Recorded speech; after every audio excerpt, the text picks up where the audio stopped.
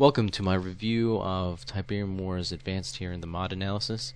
We're going to look at whether this is a playable, completed mod, and the features of that mod. The first faction we're going to look at is actually going to be the Nod faction. The Nod faction only sports a handful, as do the other factions, of add-ons for the buildings. We have the tunnel network, the actual walls themselves, and of course the laser fence upgrades and the added air pads to continue your air force beyond one building. And then there's the Redeemer building to produce the Redeemer, as well as it's a factory. And the Temple of Nod adds the cache hack ability and the decoy temple. And the abilities that are listed on the left hand pane are basically the total available abilities for Nod. There's the addition of the Monument to Cain, and of course 2 stealth buildings, and a few standard edition little upgrades, as well as the blue Tiberium seed upgrade to turn the Tiberium seed power to blue Tiberium. We're going to look at the infantry and what they're able to do. First up, it's going to be the actual base infantry for the game. These are the novices unit, followed by the disciples, which is the rocket unit, which has a nice retexturing of the rocket launcher. Next we have the engineer, which is just a regular engineer. Repair ability, body C4, repair building are the abilities added for it. Next we have the zealots, which are the flame troopers essentially. They can add the EMP mines. And then we move on to the Awaken, which are your cybernetic infantry, and they have EMP ability, as well as the Enlighten have EMP ability. Both cybernetic troopers for Cain's army, and they both can summon carryalls. The next unit we're going to look at is going to be the Shadows. The Shadows have been in game, followed by their abilities, C4, Mark Artillery. Then we have the Marked ones, which are Chemical Tiberium Troopers. They use chemical weapons, no special abilities.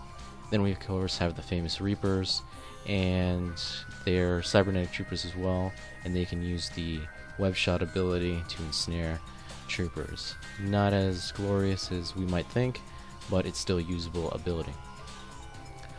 Following that, we have the tank or vehicle units for the game, and the first one we're going to look at is going to be the rocket bike.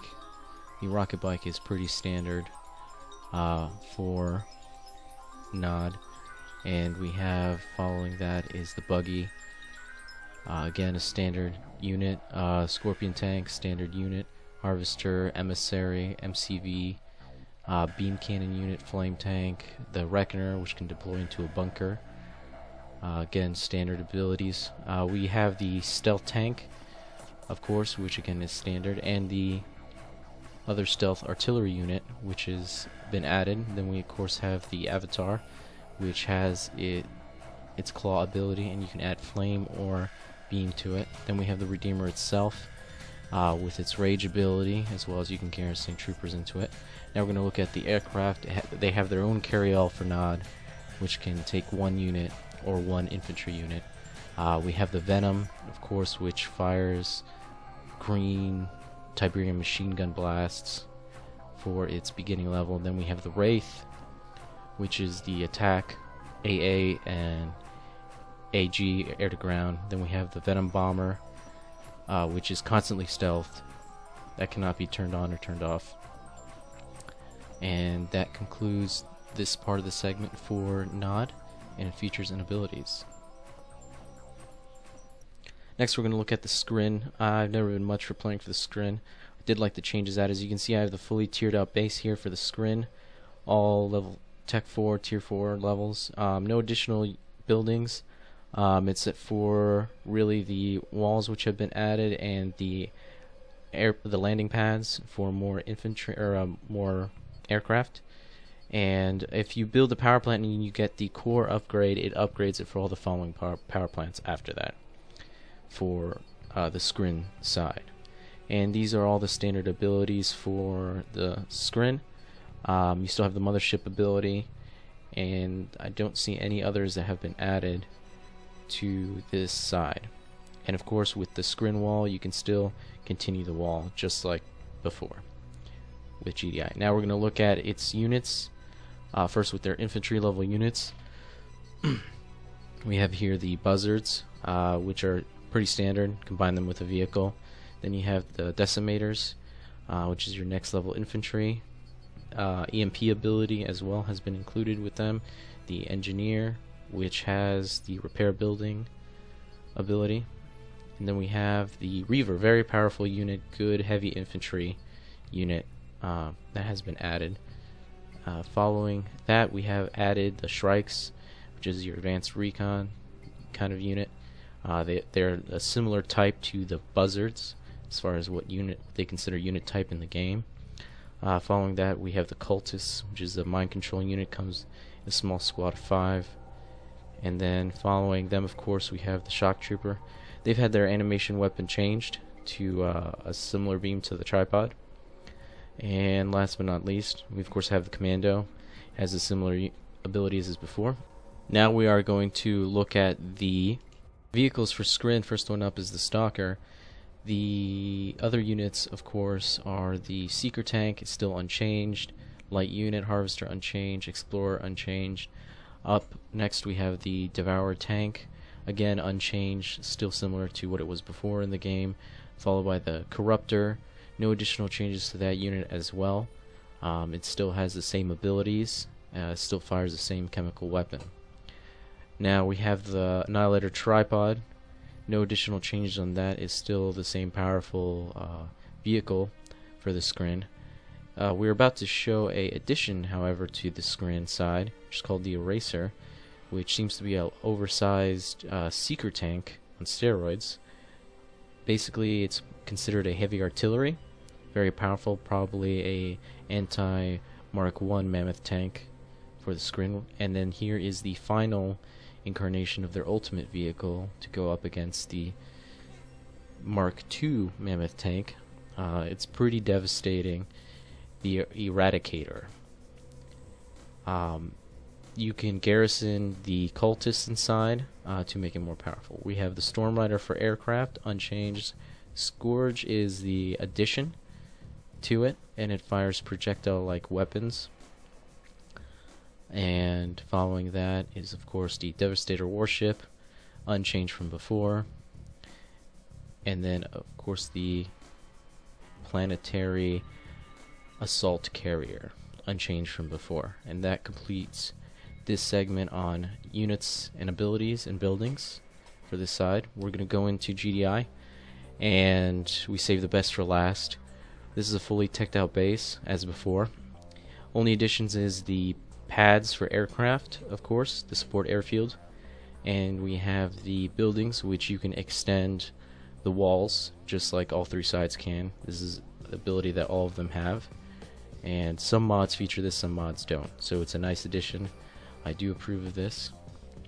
No additional abilities for GDI with everything built up. It's pretty much the same.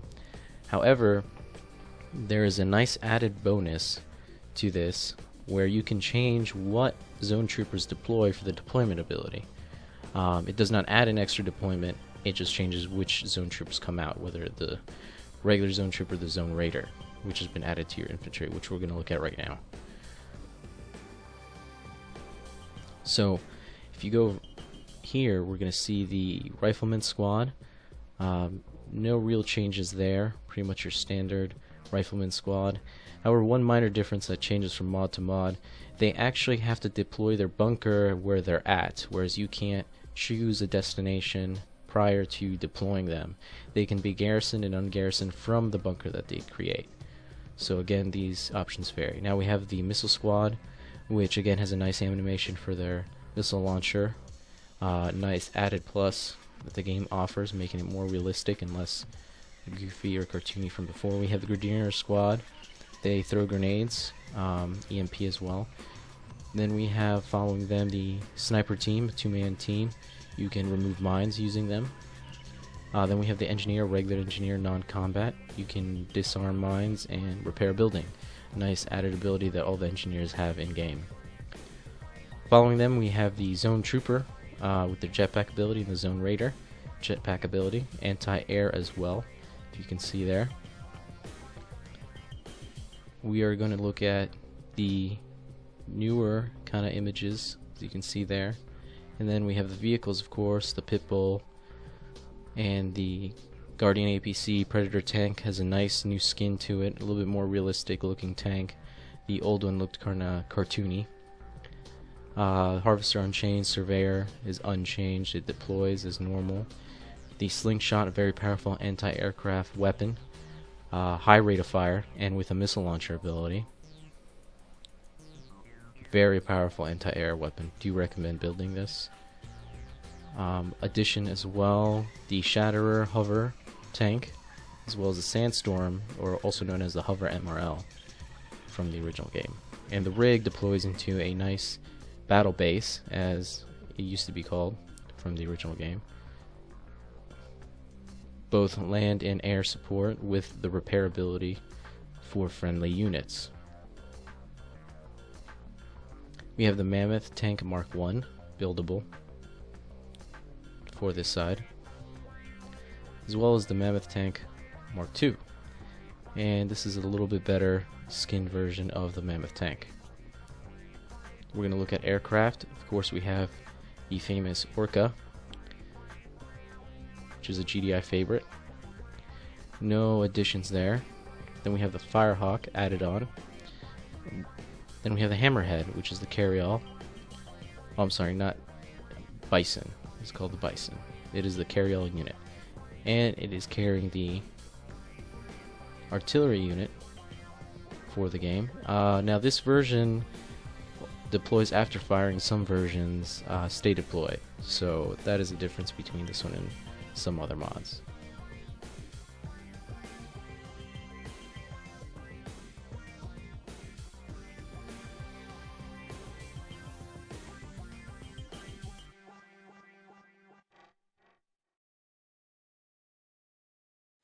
And now it's time for the Tiberium Wars Advanced After Action Report.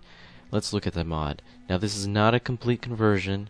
It is well balanced with its units, and ultimately the units feel useful and powerful, as well as their upgrades make sense and work well on the maps and against other units. Another point to add is that the AI works well with the added units that ThunderMods.net has done with this game.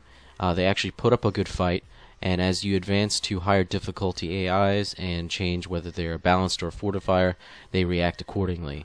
Playing the skirmishes, I was able to get a feel for that with the AI. Definitely a added bonus to when playing the game. So it definitely gives you a little bit of a fight, if not an intense fight, as you increase difficulty.